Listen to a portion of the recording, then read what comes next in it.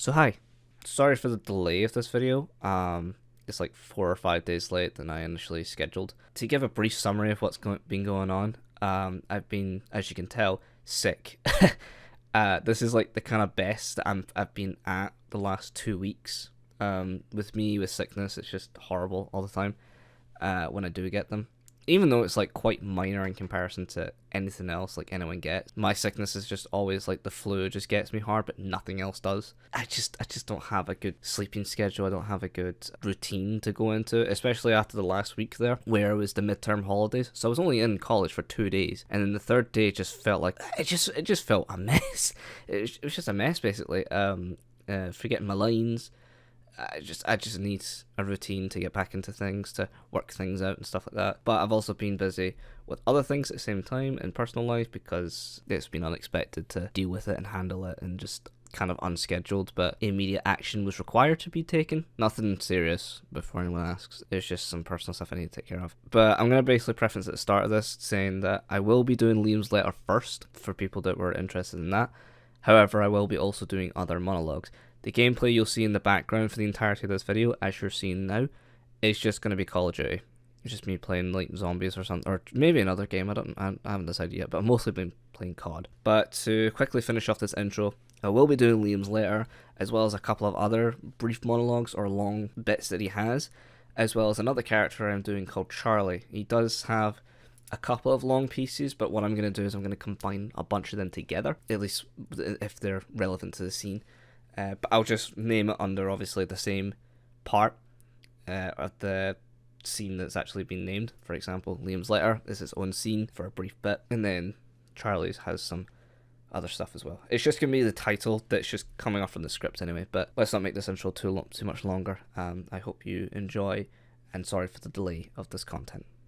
So this intro here is just for the first scene that's coming up, which is called Liam's Letter. And to give context, and I'm going to give forewarning for the entirety of the rest of this, as I should have done probably in the first intro in the first place, is this entire show contains swearing and mental health and sexual scenes, although my character specifically don't have that, but it does involve mental health related stuff. And obviously this very first scene kind of shows that. One, from the title of it, Liam's Letter, and two, what happens afterwards and how it's portrayed, as well as the fact that he's never seen again in the entirety of the show. And this is the main monologue that I was going to do, so I hope you enjoy.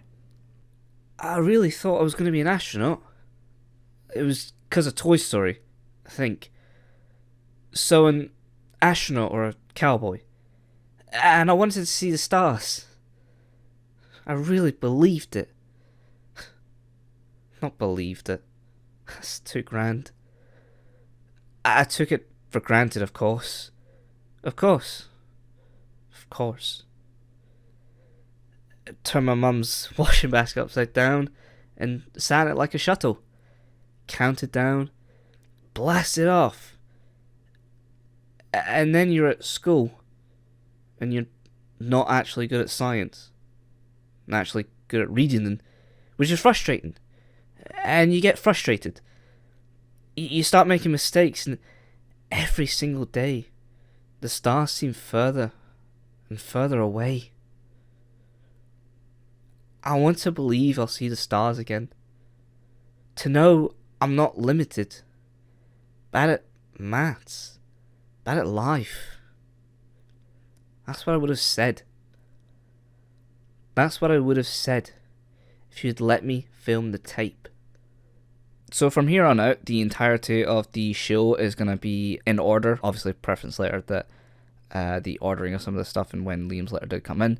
However, this next one is the psychological screening, where basically there is a kind of duologue aspect of it, but I've not really went over that too much. I've mainly went over the one part that he has a longer speaking part through, because it would be a bit difficult to kind of combine a lot of these together. Although I have tried with other ones. But for this one specifically, it's just whether he's, Liam specifically, is mentally well to actually continue through this new trial. So, enjoy. My childhood was great. It's now that I've made so many. I'm not really like a nerd. I'm not into sci-fi and Doctor Who and shit, but I think about time travel all the time. I think all the time about being able to go back and not fuck up the things I fucked up. Go to college, do a psychology degree. I think all the time about, being able to go back to before it all got... So then, maybe I could be sitting there, deciding if you're vulnerable, asking you questions, and writing things down.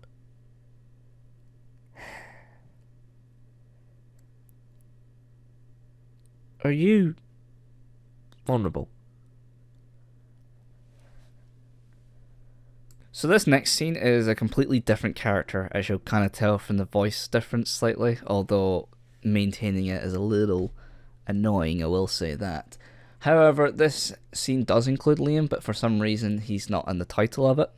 I'm not too sure why, but Liam doesn't have a major part in this, he just comments from time to time. But specifically the main scenes that I'm doing is Charlie. He has basically one long intro of who he is, and then two smaller parts that he's talking about, where he's, explaining a bit of the show.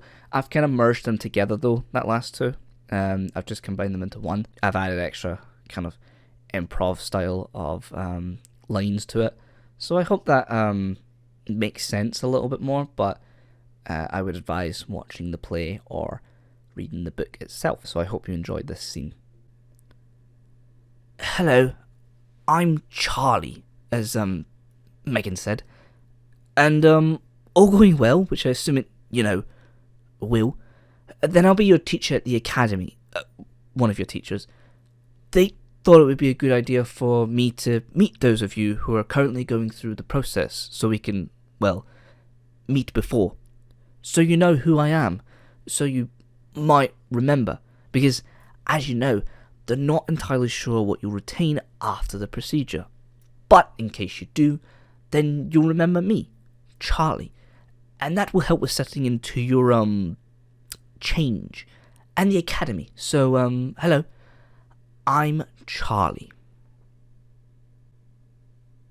So, as you know, the scientists are really interested in what you retain post-procedure memories, and they'll be doing scientific tests of that.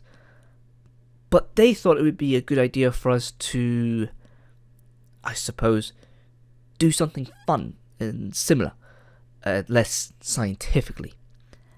I know it's a little trite, but we will be doing something age appropriate. I'm going to teach you all a song, and then, after post-procedure, we'll see if you can remember it. It'll be like the school song. Does anyone know the song Que Sera Sera? So this next scene is the scene literally prior to Liam's letter. It's just called Liam. But basically there's like two different parts where he's speaking throughout it to different characters. And so it's basically just the kind of mental state of he's been denied, essentially, and he's been forced off the course, or the trial rather, and he's not taking it well.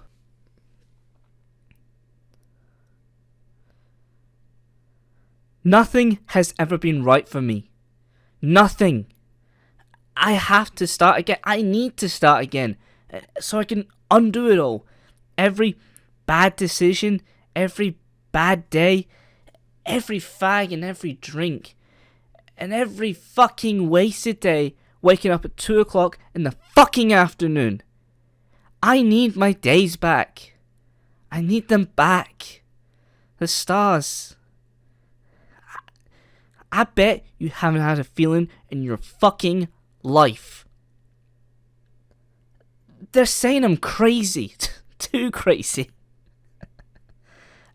Have they met the fucking people in there? That Timmy kid's already acting like a fucking 5-year-old. And that Lucy girl, she cries when she thinks you lot can't see. And that one that's doing it because her sister's got cancer, and she can't be bothered looking after her. That's so fucked. How is she allowed to do it, and I'm not? So the next two scenes that I'll be covering, the final ones, are both Charlie, since Liam is no longer a part of the scenes anymore. This first one is basically him talking to two characters named Ivan and Zara, where he's primarily talking to Ivan, and he basically, Charlie, is trying to explain there's some issues going on. You know, the funding's only going to last for so long, so, and I've looked at the documents and things, and it doesn't seem like you're actually expecting this to succeed or go ahead as well as planned. Maybe there's some things that you know that maybe I don't from the information I've gathered. So yeah, it's just a lot of crazy confusion. I hope you enjoy this this weird one. It doesn't make, again, entire sense without the story, the rest of the story, with the other characters, but I've done my best to at least try to do the monologue. There's no money left. There's absolutely no funding for post-procedure.